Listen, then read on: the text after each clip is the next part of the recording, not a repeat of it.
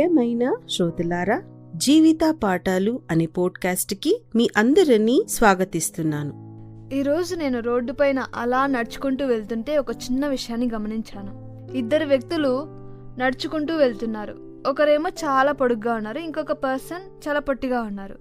సమాజం దృష్టిలో వాళ్ళిద్దరూ చాలా డిఫరెంటే, కానీ వాళ్ళు అవేం పట్టించుకోకుండా ఎంతో ఆనందంగా నవ్వుకుంటూ మాట్లాడుకుంటూ తమ దారిన తమ వెళ్తున్నారు. వాళ్ళని చూస్తుంటే నాకు ఒక ప్రశ్న వచ్చింది. మనలో ఎంతమంది బయటకు రావడానికి, నలుగురితో మాట్లాడడానికి భయపడుతున్నాం? మన హైట్ వల్ల, లేదా మన వెయిట్ ఎక్కువగా ఉండడం వల్ల, లేదా కలర్ వల్ల, లేదా హెయిర్ లాస్ వల్ల, లేదా నాకు ఇంగ్లీష్ మాట్లాడడం రాదనే భయం వల్ల మనల్ని మనమే ఒక గదిలోకి, ఒక చీకట్లోకి నెట్టేసుకుంటున్నాం. నిజానికి మన జీవితాన్ని ఆపేది మన బలహీనత కాదు, ఆ బలహీనత గురించి మనం నమ్ముతున్న అబద్ధం. నీ ఇన్సెక్యూరిటీ నీ ఐడెంటిటీ కాదు. ఈ లోకంలో ఎవరైనా పర్ఫెక్ట్గా ఉన్నారా అంటే సమాధానం లేదు. ప్రతి ఒక్కరిలో ఏదో ఒక ఇన్సెక్యూరిటీ ఉంటుంది.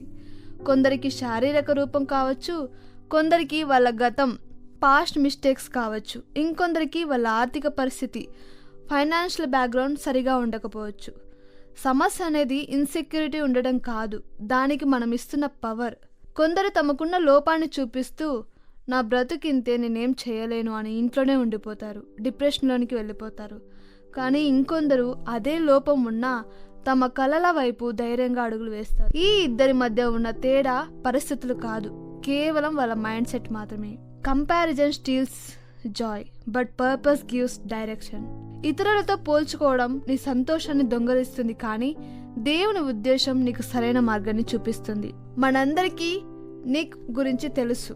ఆయనకు చేతులు లేవు, కాళ్ళు లేవు. చిన్నప్పుడు స్కూలు వెళ్తున్నప్పుడు అందరూ తనని చూసి ఎగతాళి చేశారేమో. బహుశా అతను ఇలా అనుకొని ఉండొచ్చు, నా జీవితం ఎందుకు ఇలా ఉంది దేవుడా అని ఏడ్చిన రోజులు ఎన్నో ఉండి ఉంటాయి. ఆత్మహత్య చేసుకోవాలనే ఆలోచనలు కూడా వచ్చి ఉండవచ్చు. కానీ నిక్ తన లోపం దగ్గరే ఆగిపోలేదు. తనకున్న అంగవైకల్యాన్ని దేవుని చేతిలో పెట్టాడు. ఈ రోజు ఆయన ప్రపంచమంతా తిరుగుతూ కోట్లాది మందికి ఆశను ఇస్తూ దేవుని సువార్తను పంచుతున్నారు. నిక్ జీవితంలో జరిగిన అద్భుతం ఏంటో తెలుసా? దేవుడు ఆయనకు చేతులు కాళ్ళు ఇవ్వలేదు, కానీ వాటికంటే గొప్ప పర్పస్, ఉద్దేశాన్ని ఇచ్చాడు. నీ వీక్నెస్ దేవునికి ఆటంకం కాదు, అది ఆయన మహిమను చూపించే ఒక ఆపర్చునిటీ, ఒక అవకాశం. దేవుని వాక్యం వైపు మనం ఒకసారి గమనిస్తే బైబిల్లో మనకు కనిపించే గొప్ప భక్తులంతా మనలాగే ఎన్నో అభద్రతా భావాలతో, ఇన్సెక్యూరిటీస్తో బతికిన వాళ్ళే. మొదటిగా మోషేను చూడండి. దేవుడు ఐగుప్తు నుండి ఇశ్రాయేలీయులను నడిపించడానికి మోషేని పిలిచినప్పుడు మోషే ఏమన్నాడో తెలుసా? ప్రభువా, నేను నాలుక మందం గలవాడను, నేను సరిగా మాట్లాడలేను, నేను నత్తివాడను అన్నాడు. తనకున్న స్పీచ్ ఇష్యూ నత్తి అనే ఒక అడ్డంకిగా చూపించాడు. కానీ దేవుడు, సరే మోషే, నువ్వు పక్కకు వెళ్ళు, నేను ఇంకెవరినైనా చూసుకుంటానులే అని అనలేదు. దేవుడు ఏమన్నాడో తెలుసా? నరునికి నోరిచ్చిన వాడు ఎవడు?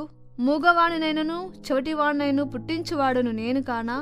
యెహోవానైనా నేనే గదా. కాబట్టి నువ్వు వెళ్ళు, నేను నీ నోటికి తోడైండి నువ్వు ఏం చెప్పవలసినది నీకు బోధించెదను అని అన్నాడు.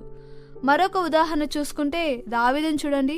గొల్యాతు అనే రాక్షసుడు ఇశ్రాయేలు సైన్యాన్ని భయపడుతున్నప్పుడు దావీదు అన్నలు తమ ఆకారాన్ని చూసుకొని భయపడి దాక్కున్నారు.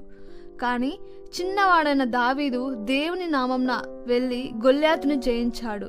దేవుడు దావీదుని రాజుగా ఎన్నుకునేటప్పుడు ప్రవక్త అయిన సమూయేలుతో ఒక అద్భుతమైన మాట అంటాడు. 1 సమూయేలు 16:7 ఇలా ఉంటుంది: మనుషులు పై రూపంను లక్ష్యపెట్టుదురు గాని యెహోవా హృదయంను లక్ష్యపెట్టును. అవును కదా, నీ విలువ నీ అపీరెన్స్ లో లేదు, దేవుడు నీలో పెట్టిన హృదయంలో, ఆయన పిలుపులో ఉంది. ప్రపంచం నీ అవుట్ సైడ్ అపీరెన్స్ ని చూస్తుంది, కానీ దేవుడు నీ హృదయాన్ని, నీలోని పర్పస్ ని చూస్తాడు. ఈ రోజు ఈ మాటలు వింటున్న నీతో దేవుడు ఒక మాట చెప్పాలనుకుంటున్నాడు. నీ లోపాన్ని చూసి నిన్ను నువ్వు తక్కువగా చేసుకోకు. నీ జీవితంలో మార్పు రావాలంటే ఈ 3 విషయాలను గుర్తుపెట్టుకోండి. మొదటిది, మిర్రర్, అద్దం కంటే ఎక్కువగా గాడ్స్ వర్డ్ని, దేవుని వాక్యాన్ని ఎక్కువగా చూడండి. అద్దం నీ శరీరంలో ఉన్న లోపాలను మాత్రమే చూపిస్తుంది, కానీ దేవుని వాక్యం నిన్ను ఎంత అద్భుతంగా సృష్టించాడో చూపిస్తుంది. అందుకే కీర్తనకారుడు ఒక మాట అంటాడు, నీవు నన్ను కలుగజేసిన విధము చూడగా భయమును ఆశ్చర్యమును నాకు పుట్టుచున్నవి. అందును బట్టి నేను నీ కృతజ్ఞతాస్తుతి చెల్లించుచున్నాను. అలాగే రెండవది చూసుకున్నట్టయితే కంపారిజన్ చేయడం ఆపేయండి. దేవుడు నిన్ను వేరొకరిలా మార్చడానికి సృష్టించలేదు. నిన్ను చాలా యూనిక్ గా సృష్టించాడు. నిన్ను నీలాగే దేవుడు ప్రేమించాడు. అలాగే మూడవది చిన్న చిన్న అడుగులు వేయండి. నీకు భయం ఉన్నా సరే దేవుడి మీద ఆధారపడి ముందుకు వెళ్ళండి. ప్రజలు నీ రూపాన్ని ఒక క్షణం చూసి మర్చిపోవచ్చు, కానీ నీ క్యారెక్టర్ని, నీ విశ్వాసాన్ని ఎప్పటికీ గుర్తుపెట్టుకుంటారు. నువ్వు నీ లోపాన్ని చూస్తున్నావు, కానీ దేవుడు నీలో ఉన్న ఆశీర్వాదకరమైన అవకాశాన్ని చూస్తున్నాడు. సో మై డియర్ ఫ్రెండ్, ఈరోజు నేను ఒక చిన్న విషయం చెప్పాలనుకుంటున్నాను. సమాజం మనకు ఆత్మవిశ్వాసం పెట్టుకో, సెల్ఫ్ కాన్ఫిడెన్స్ బిల్డ్ చేయి అని చెప్తారు. కానీ ఆత్మవిశ్వాసం ఒక హద్దు వరకే పనిచేస్తుంది. మనకు కావాల్సింది ఆత్మవిశ్వాసంతో పాటు దేవునిలో విశ్వాసం, గాడ్ కాన్ఫిడెన్స్ ఉండాలి. మన స్వంత శక్తి మీద కాదు, మన ఆలోచనల మీద కాదు, మనల్ని సృష్టించిన దేవుని శక్తి మీద ఆధారపడదాం. నీ లోపం నీ స్టోరీకి ముగింపు కాదు, అది దేవుని నామాన్ని మహిమ బయలుపరచడానికి ఒక ప్రారంభం కావచ్చు.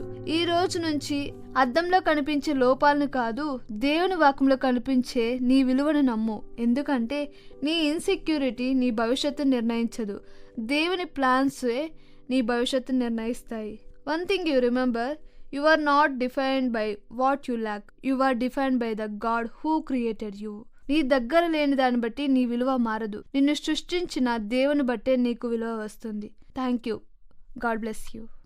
ఈ కార్యక్రమమును గూర్చి మీ సలహాలు మరియు మీ ప్రార్థనా అవసరతల కొరకు మమ్మను సంప్రదించవలసిన మా ఫోన్ నంబర్ 9448508503 మరియు ఈమెయిల్ ఐడి info@fibaonline.org. మా ఫోన్ నంబర్ మరొకసారి 9480585039. Email ID info@fibaonline.org.